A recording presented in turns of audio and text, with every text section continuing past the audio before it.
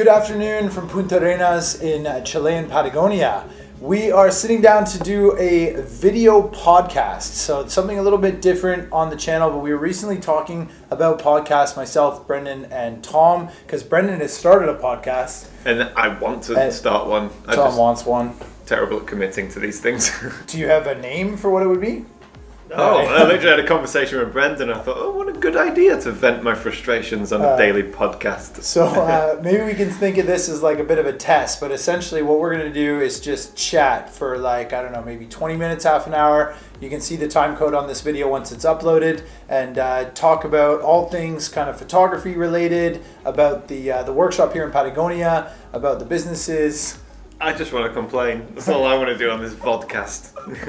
So Tom wants to start his podcast just so that he can like vent his frustrations somewhere off of YouTube, which I think is really cool. And podcasting is definitely another way for I guess people to interact with creators on a different platform and a different medium. And one of the ideas, like when I listen to podcasts, is I just put it in the background and then I go about doing whatever I'm doing. You know, maybe I'm answering emails, or maybe I'm editing photos, or packing, cleaning up my room, whatever. That's when I listen to podcasts. Yeah, so YouTube kept bugging me with this 30-day free trial of YouTube Pro or YouTube Red or whatever, the subscription professional version. And one of the benefits of that is that you can kill the screen and just have the audio. So I now find I'm watching YouTube videos and actually not even watching them, just listening to them. I'll kill the screen and it's a podcast. So if we're annoying you, you can knock off the screen and you can just listen to us talking. Yeah, if you've got YouTube Red. Yeah, that's right. But that's sort of the idea here. So by all means, you know, if you don't want to watch this, it's not that entertaining. You can just listen to us in the background. Really selling it now, Greg. Yeah, it's terrible but true. So yeah, what do you want to talk about? What do you want to start on? Let's start on Patagonia, because that's where we are. We have just finished 2 workshops back to back. It was exhausting. I just thought it would be fine, but it was really hard work, because usually with Patagonia, you know, we build in days for bad weather. So we'll do 4 days in LHL10, but realistically we're probably expecting to go out and shoot 2 or 3 days.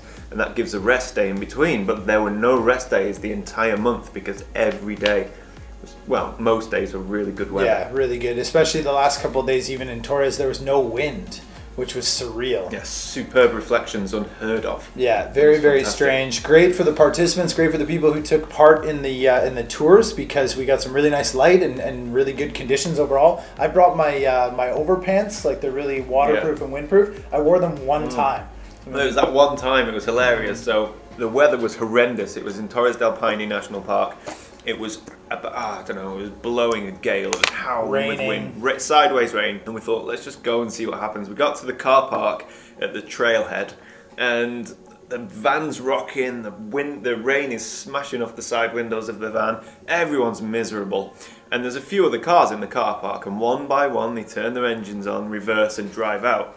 And I was like, guys, come on, we've got half an hour till sunrise, let's just get our waterproofs on and just go for a walk and see what happens, because if nothing else, at least we can do a little scouting mission.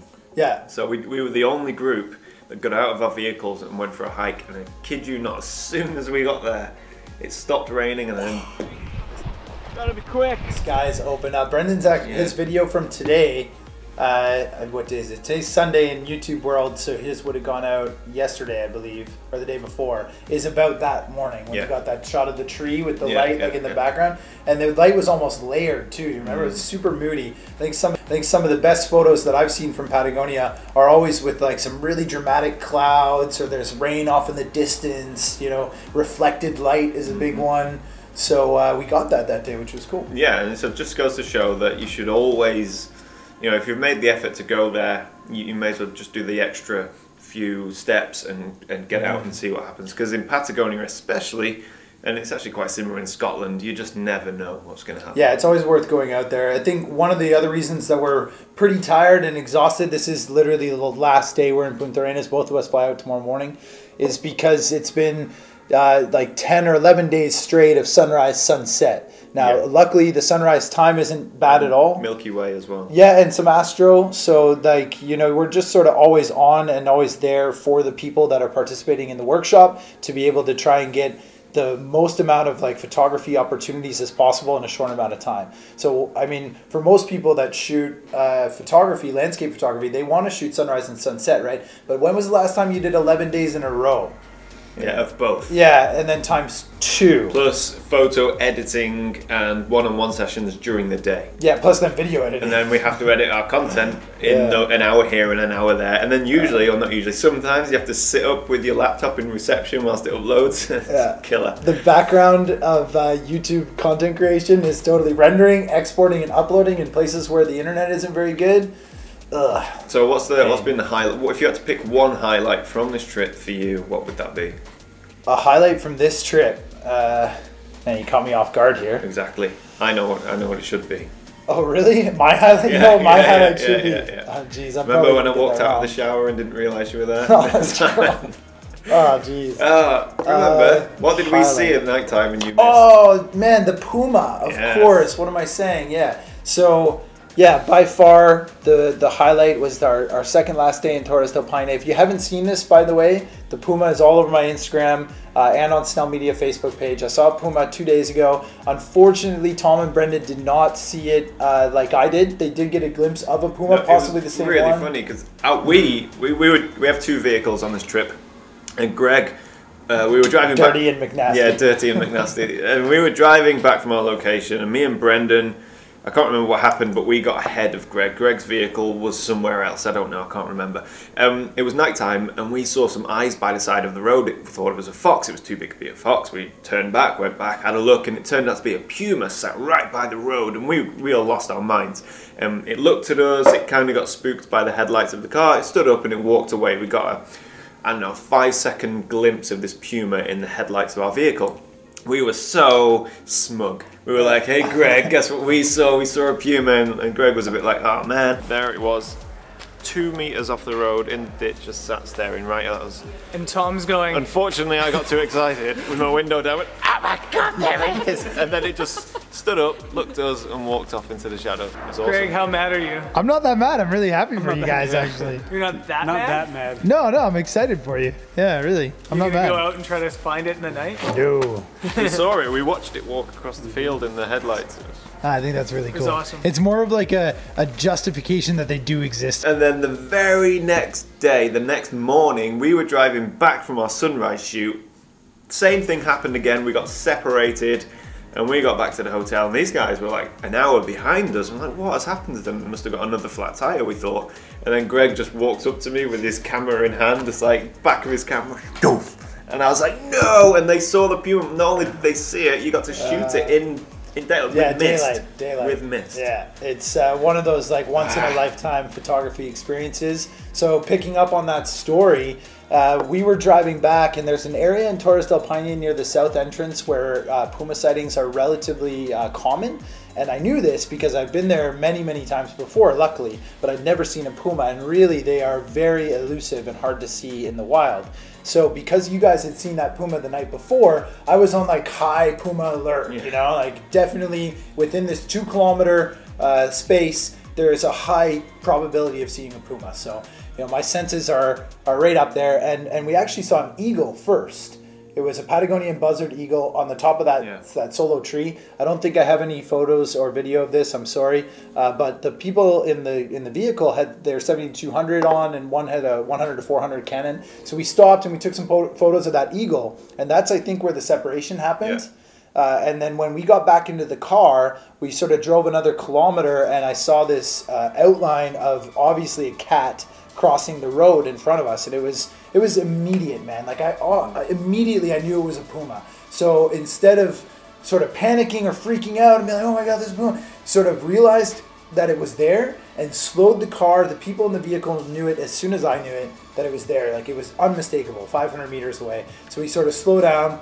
We watched it cross, and a few of us had the lenses on from shooting the eagle. So a couple of the people in the vehicle got the photo then. But then when we kind of got out, it honestly wasn't spooked by us at all. It went maybe 100 meters away and kind of turned back and looked at us, and I got this picture. Amazing shot. Yeah. And then we sort of followed it a little bit, but not too far off the road. We didn't want to intrude on its territory or break any park rules, and be ethical with wildlife behavior and still like safe at the same time. So I followed a lot of the rules and the knowledge that I gained in East Africa on safari when sort of tracking a wild animal, and we were able to get relatively close to it in a safe manner and got some incredible images. So yeah, I'm devastated.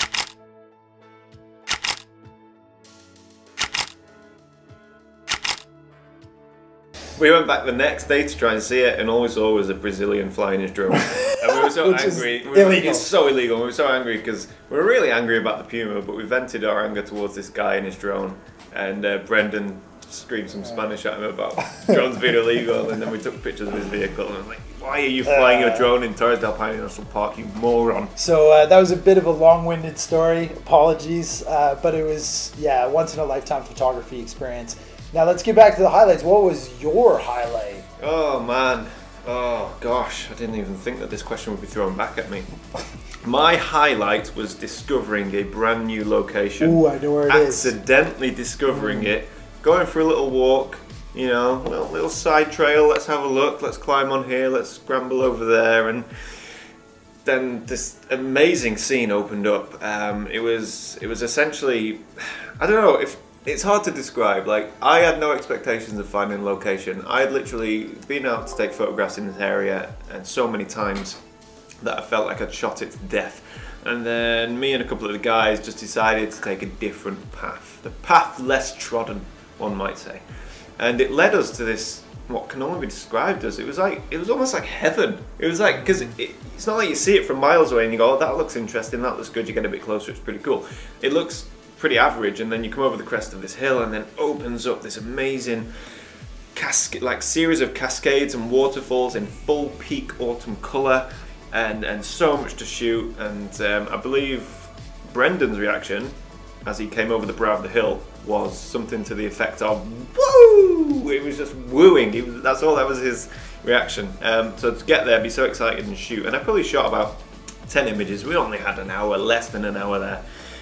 Before we had to actually completely leave the area altogether.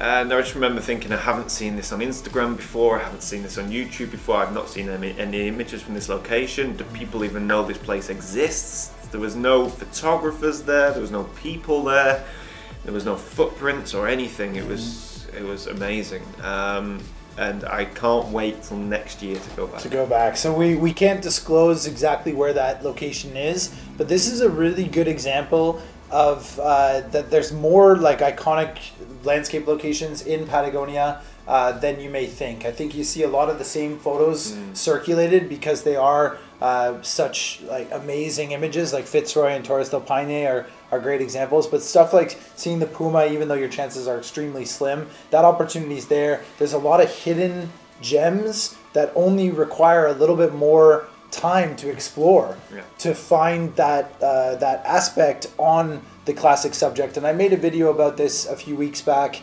Is the iconic worth it? And we talked about that in the discussion on that video. But that's a great example of new locations that are still in the same vicinity, right? Okay, very quickly, we'll move on from Patagonia, but very quickly and briefly, what was your low point of the entire trip? Well, probably seeing you come out of the shower. Yeah, of course.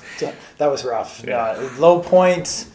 Again, you're putting me on the spot, man. I can't really think of one other than like maybe feeling a bit stressed in regard to like not having enough time to be able to process these videos and get them up on time. I've created a schedule for myself on YouTube, and I'm trying to stick to it. And I feel like the priority is 100% the workshop, filming B-roll for your channel, for Brendan. Yeah, and what that means is you then go and edit your videos at midnight. Yeah, and get no sleep. I'm sleep deprived even now still. I've been waking up. I'm sleeping maybe like 5 to 6.5 hours a night, which I would ideally like to be getting 7 or 8. So it's I think that's probably the low point, is just realizing that you're kind of exhausted. Yeah, it's hard work. For me, it was the very first day of the second workshop. It wasn't even the first. Was it the first? Yeah, the first official day when Keith dropped his camera in the sea. Yeah. Keith, sorry if you're watching this. Yeah, sunrise shoot, day 1 of a 12-day trip, and somebody's main camera goes into the sea and is done for. Yeah. Camera and lens. But luckily, he had a spare camera. So although it wasn't as good a camera, same sensor, so effectively was going to get the same images. So it wasn't too bad, but just that's always the worst nightmare, and you kind of expect it halfway through a trip. The first shoot on the first day, bad. Yeah, that's tough. Actually, yesterday this camera went lens down into the lake. Yeah, but that's a Canon. Yeah, so Doesn't matter. Yeah, but Keith shoots Panasonic, and that's a Panasonic. Nah, the Panasonics are tough. It's pretty good. But anyway, yeah, Canon went doof. Right, lens down, just went and picked it up really quick, and it's fine. So yeah, but that wasn't necessarily a low point. But yeah, tough question, man. Should we move on from Patagonia? Yeah, let's get on from Patagonia. Let's talk about the future, because I threw out a question on Instagram just like an hour ago saying I'm gonna sit down with Tom and do a video podcast video. Send some questions. So if you're not following on Instagram, yeah. Department of Redundancy Department. So if you're not following on Instagram, at Gregor Snell, because that's like the real time behind the scenes. This is almost real time. We're literally filming this on Saturday. Upload day is Sunday. But for real time updates and stuff, Gregor Snell on Instagram. Yours is Heaton Thomas? Heaton Thomas, yeah. I'm really bad at social media, and all of my social media accounts are all different. Yeah. And the first rule of social media is to have the same handle across them all. Yeah. But who cares? Anyway, so we got a question from Mitch. He was on the first Patagonia trip. I'm sure you remember him. Yeah, how could I forget? And he says, what locations are you going to be doing in Iceland? So for those of you who don't know, Tom and I are going to be working together again in Iceland in June for the summer hiking trip. I wouldn't say hiking, I'd say more camping. Camping, outdoor experience with Thor. Yeah, Thor. Drop the hammer. Yeah, it's funny because Thor is exact. If you haven't met Thor or seen him, picture an Icelandic man called Thor, and you will be very close. Whatever you picture in your head is pretty much guaranteed what he looks like. So what will we be doing in Iceland? No, where are we going? What are the locations? I think he's being cheeky though, because he's going to Iceland, and I think he's just trying to figure out where in that case, Mitch, on day 1 will be at the Glacial Lagoon, day 2 will be at Skogafoss, day 3 will be at Snæfellsnes, day 4 will be at Hup, which is where the big mountains of Vesterhorn are, and then that way you'll go and we won't be there. Okay, I'll be at Blue Lagoon the entire time. Yeah. So, yeah, but no, the whole idea with the camping workshop, because Iceland's beautiful, and in summertime you get 24-hour daylight. Me and Thor decided a couple of years ago that we were sick to death of the Icelandic weather, because it's just as bad as Patagonia. So we thought, what if we do a camping workshop which gives us ultimate freedom and flexibility, where the very same day you don't know how much coffee have I had? Whereas on that day you don't know where you're going to be the next day. And the idea is that because we're camping, we can be fast and flexible, and we essentially at the end of every day check the weather radar, and we'll say, okay, well all the rain's in the east, we'll go west or north or south. So we don't know where we're going to be shooting. It's like ultimate freedom almost. Ultimate freedom. And if we're lucky enough that the weather's great all over, then we pick and choose, but most likely I'll be insistent that we go into the Highlands, because that's where it's at in Iceland. Yeah, cool. So Mitch, if you are watching this, man, just leave yourself a lot of space to follow the best weather, really. But yeah, that's going to be cool. We're going to Iceland in June, and let's talk a little bit more too, because I know that you were saying that you want to slow down on workshops and do less. That's correct. Yeah, so I'm trying to limit myself to only 2 or 3 workshops per year, and that's because unlike you're a full-time traveler, I suppose you would say. Nomadic. You're nomadic. That's right. You don't have a house, which just blows my mind. I don't know how. So I'm looking forward to going home tomorrow, but you just go to a new location. It's quite exciting. But anyway, neither here nor there. So yeah, because I'm married, I have a wife and a dog and a home and responsibilities at home, I can't travel all the time. That's how divorces happen. So what I'm beginning to realize is that I can only travel X amount of days per year. So it's not fair of me to do 6 workshops and then do 6 personal trips, which a personal trip is just me and my camera, and I go and shoot what I want. There's no pressure or anything like that. I don't get paid, but it's ultimate freedom for me. So I want a balance of workshops, because they're great, you get to meet people, and of course it pays the bills, but I really want to do personal trips as well. So I have to find that balance, and unfortunately, because I'm not fully nomadic, I just can't be traveling all of the time. So but essentially I'm using up all of my travel allowance days. I'm using them up on workshops, and that's not where I want to be. I want to do half workshops, just 2, maybe 3 a year, and then the rest of the time I want to be going anywhere, somewhere like scouting trips or trips that might not guarantee, because with workshops you almost have to guarantee images for the groups. Okay.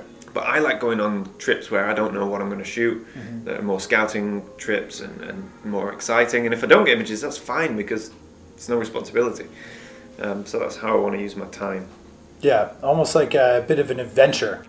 I think, photography, the workshops down here, we've used a lot of our time to sort of scout different locations, because the repetitive factor is kind of scary. We don't want to do the same thing over and over again and the same locations. So I think maybe that comes into it a little bit, but that's interesting for me to understand that that's sort of where you're going, because I'm kind of the opposite. Yeah. So being less of an established professional, I still do this for a living, but in regard to my channel and I don't know, brand sponsorships or whatever, I think that there's still a lot of opportunity for me in workshops. And with Nelly, we travel nomadic together. So being able to integrate her into more campaigns and work and this channel is ultimately more beneficial, I guess, for me. So it's kind of cool to see like Tom's take on that, and maybe you can relate to the future of how he's going to go about that decision process, and then mine, where it's more, I guess, almost aligned with Brendan, where it's like, okay, let's just keep going. It's rolling, everything's going really well. The businesses are growing and everything's kind of heading in the right direction. So that's where I'm heading. And travel to me is still, that's the most important thing. It's funny, like photography and videography are kind of like, I don't know, the hobby or the job, whereas travel is the passion. Yeah, does that make sense? Yeah, and yet photography and videography inspire me to keep traveling. It's a marriage. Yeah. Marriage made in heaven. And I think a lot of people watching this can actually relate to that, really. That like photography and videography is a chance to sort of get inspired to travel to new destinations. It's a great excuse to do anything. Sure. I said this before, when I was young, I wanted to go for a walk, just go and explore anywhere in the woods, climb a hill somewhere, but always felt a bit like there was no purpose, felt a bit awkward. And as soon as I got a camera in my hand, then all of a sudden any walk had purpose. So yeah, photography definitely inspires. Any more questions? Yeah, I don't want to turn it into a Q&A though. No. Yeah, it's like, that's kind of a touchy subject. So the one that's also a bit of a touchy subject is what's your opinion on flying drones internationally? Internationally? Yeah, like, so this is referencing laws that I haven't researched, so I'm not really sure if they are correct, but it's sort of like I don't know, being 50 meters from a road or any private property, are always having your drone in sight, which I think is a general rule. Yeah, well, drones, I mean, you could scroll through my content on my channel, but I'm pretty sure I'm very responsible with my drone, and it's all about your personality. Like, I will never, ever fly a drone illegally. I may have done without my knowledge, without knowing I shouldn't have been there, but for the most part, if I'm at a location and it's a bit busy and there's a few people enjoying the peace and quiet, I don't want to be that guy that sends up a drone, so I don't do it. When I fly my drone, it's usually in the UK, I know that I'm allowed to fly it, and it's at 5 in the morning, nobody's around, and it's in the air for 2 minutes max. You can see from my content, the drone footage is very, very few and far between. And that's because I watch people, and like, I don't want to say the whole Instagram culture, but it is a bit of a culture, it's a bit of a cringe culture. Like, we're at Laguna Torre, beautiful location in the Glacier National Park, and it's this peaceful lagoon, icebergs floating, mountains in the background, and it was silence. You could hear the avalanching or the cracking glacier. You could hear the occasional click of a shutter because there were a few photographers on the line of the lake. And then some idiot got their drone up. And it was like, A, it's illegal, B, you're making everyone look bad. And C, the noise, and it was just cringeworthy. And then, you look, it's just horrible. Do you think you put up the drone to get the aerial for Instagram? Well, that's the thing, because there were Instagrammers there, right? It's the thing with Instagram. Here's a classic example. I was shooting a tree. Me and a couple of participants, right? We're photographing a lovely tree backlit by the evening light, or the morning light. Sorry, was it? No, evening light, and it was a lovely image. And we stood there, but the light was too harsh. So I said, okay, let's just wait 10 minutes, let the sun drop a little bit. And this Instagram couple walked past us, and they were an Instagram couple, and incredibly good looking. And the girl leaned over and looked at our cameras, and she said, what are you shooting? And I was like, oh, you know, lovely backlit trees, and we're just waiting for the light to drop. It's a really nice scene. And she goes, oh yeah. And then she comes over, and this is my camera. She brings a phone, and she goes, shh, and takes a picture. And then as she's walking away, her boyfriend goes, you get a good shot? And she goes, yeah. And I was like, why did you, just annoying. And then I later saw them at the lake, camera on a tripod, taking selfies. And when the shutter was going off, they were like hugging and kissing and happy and like the perfect couple in the perfect location. Off camera, when he's running back to check the images, all they did was bicker. You know, no, it's not good enough, not good enough. Put your leg down, And I think even Brendan was commenting on this. We were watching them, just going, oh my god. That's crazy. And it's this whole culture of bullshit, basically. And it's this, I live this perfect life, and here's my drone, look at this drone shot, and they're flying illegally. They're showing this lifestyle of perfection when it's really not the case. But that's kind of social media too, though. You put out this perception of how you want people to perceive whatever it is that you're doing. It affects you, makes you feel bad. Another example of, I'm not going to name any names, but somebody was talking about an Instagrammer. I don't know this Instagrammer. They were talking to them and saying their Instagram feed's great, but they're a bit of a dick. And I was overhearing them, and I said, oh, who's the Instagrammer? And I was just curious, so I had a look. And his feed was amazing. He was in these beautiful locations with all of these selfies, and he was really happy, and he had these amazing, like full of selfies of this guy, and his Instagram feed was so good, and he had loads of followers, and it really looked like he was living the life. And I got that sort of feeling of like jealousy, and I thought, oh, hang on a minute. And I said to you and Brendan, and this was serious, I said, do you think I should do more selfies on Instagram, considering I go to all these locations? And his account made me want to be like him and have these perfect moments of, you know, he was really good looking, the scenes were amazing, well photographed selfies. He was like, I know, he'd do a backflip into a turquoise lagoon and that kind of thing. And I was like, I should have more selfies. So I tried to do a selfie, and it's just the worst thing you've ever seen. And I figured, well, even if I did take a really good selfie, it's not reflective of me, my personality and everything. So I started doing bad selfies and putting them on Instagram. And they're not even bad selfies, it's just realistic. And it's kind of, it needs to be taken with a pinch of salt, but that's the road I'm going down on Instagram. For Instagram, yeah. Yeah, because not everything is perfect. And I think you should be true to yourself, and have a bit of comedy at the same time. Yeah, I think it's evolving and changing. Instagram 2 years ago to Instagram today to Instagram 2 years from now is a different beast, right? So I guess the community versus the influencer versus the marketing and advertising is all kind of perceived differently. And I think the more that people like look up to or are inspired by different content creators on Instagram, you need to kind of read through the description and sort of read through the lines, I guess, right? Like, so what you're putting up are these realistic kind of funny selfies. You know, you don't need it to be the picture perfect, but then your landscape images that you're putting up are really, really good, like showing that you are a professional landscape photographer, right? So that maybe people are going to your page for that, and then they see the kind of, oh yeah, this is the guy behind the lens, right? I think a lot of people want to show themselves on their feed in Instagram because maybe the people follow their feed for the personality, like on YouTube, right? It's not like it's Nat Geo that's a brand. You are your brand. And if these guys are, you know, that's what they're putting up it's like a model or something, every single time it's them, right? But what do we know about what's happening behind the lens?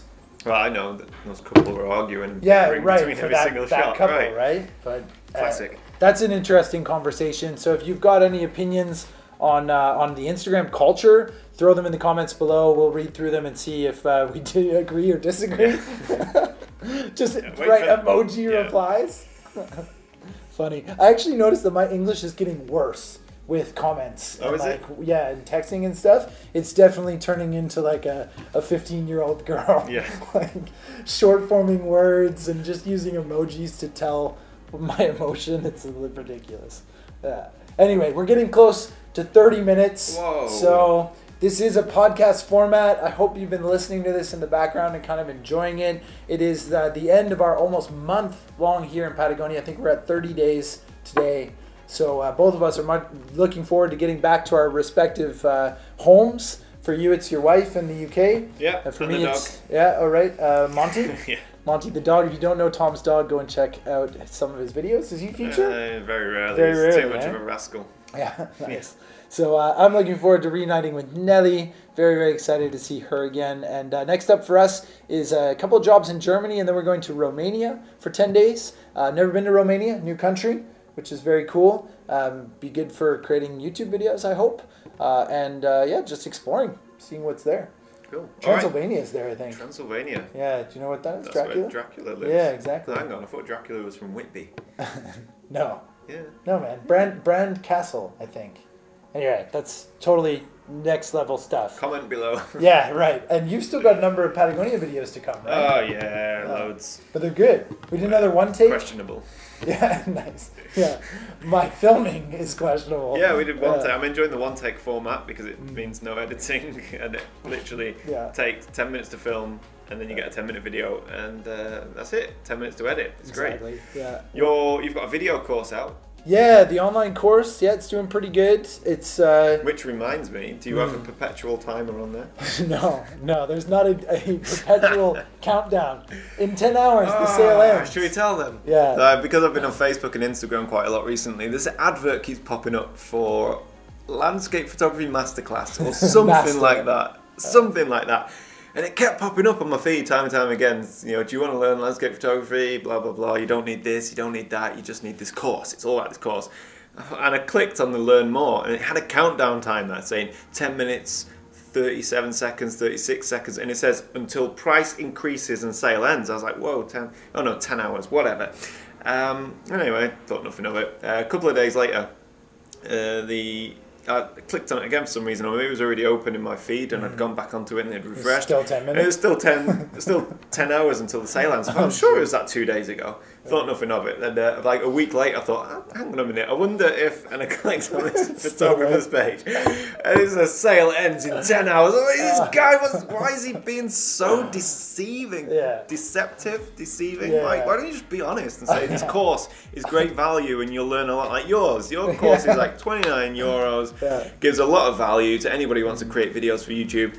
This guy, I don't know him, he's probably a nice guy, he's probably been misled, but why is he trying to trick people into buying his course with a fake perpetual timer?